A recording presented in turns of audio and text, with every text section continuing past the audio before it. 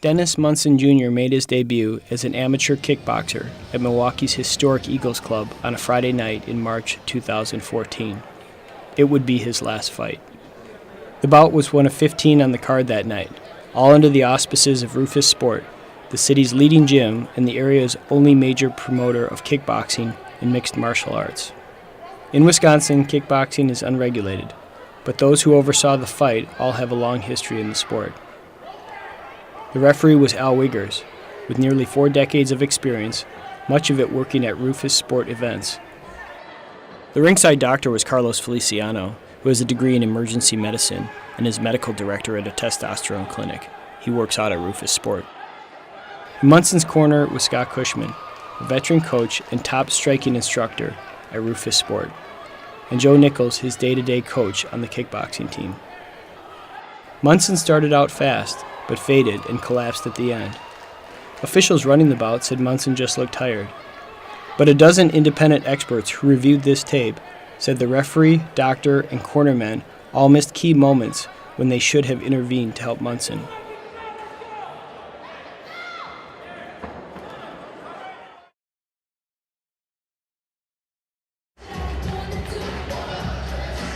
The first sign of trouble came at the start of the second round.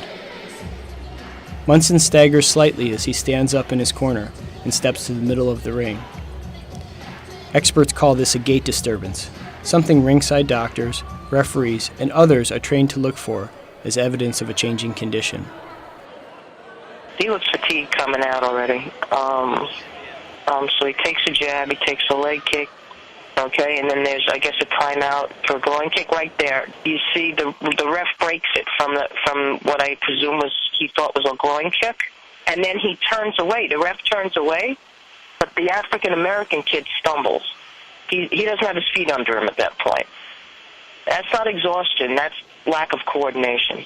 See, he takes a weird step there. That's the first thing that I would notice where I would be watching really carefully. It was the first indication of a deteriorating fighter. As the second round progresses, the change in Munson becomes more apparent. His feet cross, putting him in a vulnerable position. And he staggers, and his arms go down. And right then and there, I'm doing this as a ringside physician for over 20 years, and we watch the fights very closely. And one of the first things you look for is any kind of gait disturbance. And when you see a gait disturbance or you see a fighter, with some balance issue, you right away kind of get on the edge of your seat because you're kind of wondering at that point, was there a shot? Was there something else that happened? Was there something you didn't see? You really err on the side of caution for an amateur, and especially a first fight guy.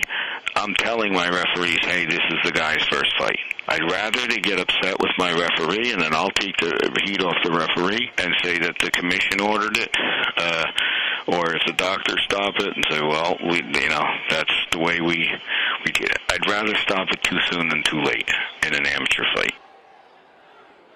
See, he's stumbling all over. His feet aren't under him. That's not just exhaustion. Usually people move in a coordinated but slow kind of thing. They get tagged because they're tired, but they're not stumbling. You know what I'm saying? It's a little bit different.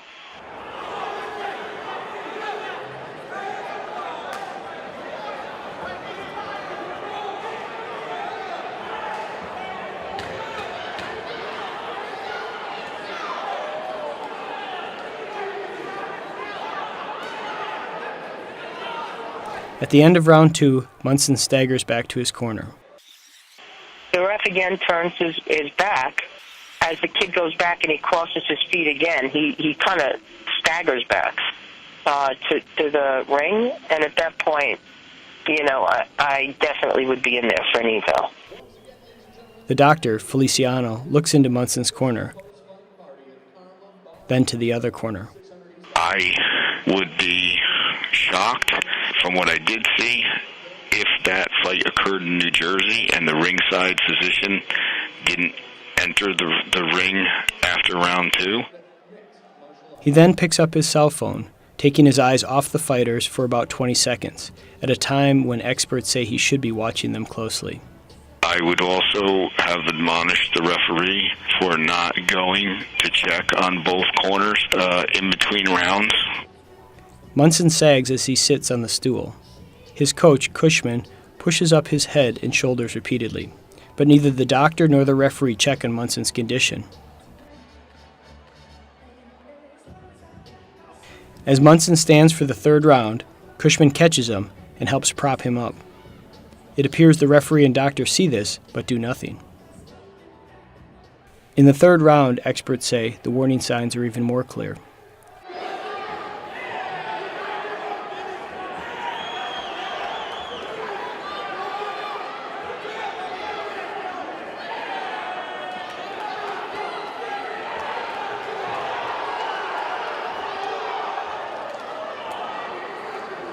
He's wobbling around. This is where I'm getting really concerned as a referee. I could see Al watching him. He's seeing what's going on. Roufusport officials would later say Munson was defending himself, one basis for keeping a fight going. He told him to come on. He told him to fight. He didn't ask him if he wanted to fight. That's two different things.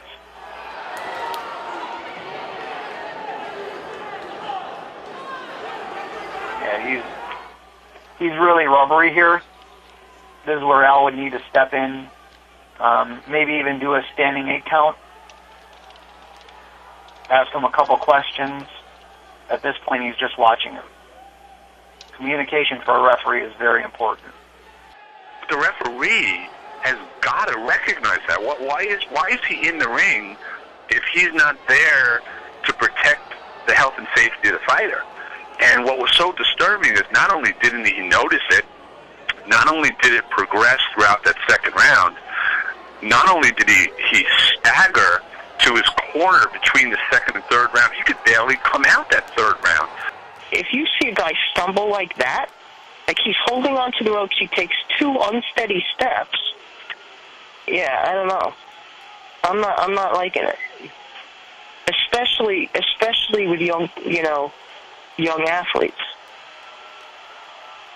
He's too tough for his own good. When the bell sounds, Munson stumbles back to his corner. Cushman steps into the ring. Wiggers, the referee, is standing in another corner. The doctor looks into Munson's corner and then again picks up his cell phone. When a fight's over, especially when somebody is damaged, the referee should be following that fighter back to the corner and checking them. Al turned the opposite way and never even looked at him. The video shows Munson standing in the corner, and then the next moment he's on the ground. What happened? This video, which was submitted to police, doesn't show it. The video is missing 32 seconds at a critical moment. Roufusport officials can't explain the missing footage, but say it wasn't deliberate and there was no attempted cover-up. A second video, also submitted to police, fills in the gaps. It shows Cushman slapping Munson in the face and holding him up by the neck and face. The referee comes over. Cushman leans over to signal for medical help, but the doctor is looking at his cell phone. Then the timekeeper taps the doctor on the shoulder. Munson collapses. When we talk about head injuries, every minute counts. So not only did they spend another, how many more minutes it took them to finally get the kid out of there, but how many more headshots did the kid take, which could have contributed to, his ultimate demise.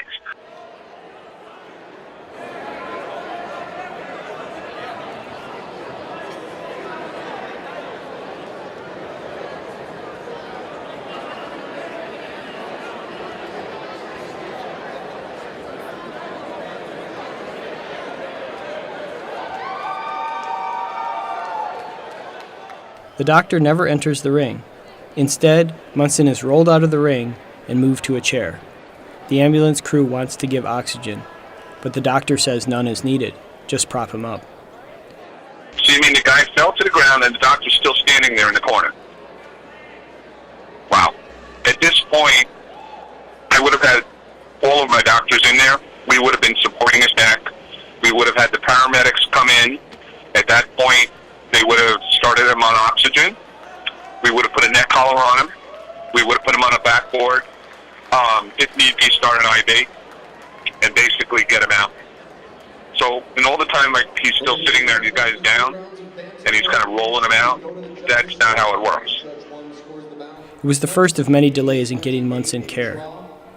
It would take at least a half hour to get him to the hospital, hung up by a snafu with a manual elevator and confusion over the transport. By the time Munson made it to the hospital, he was in a comatose state. He died a few hours later.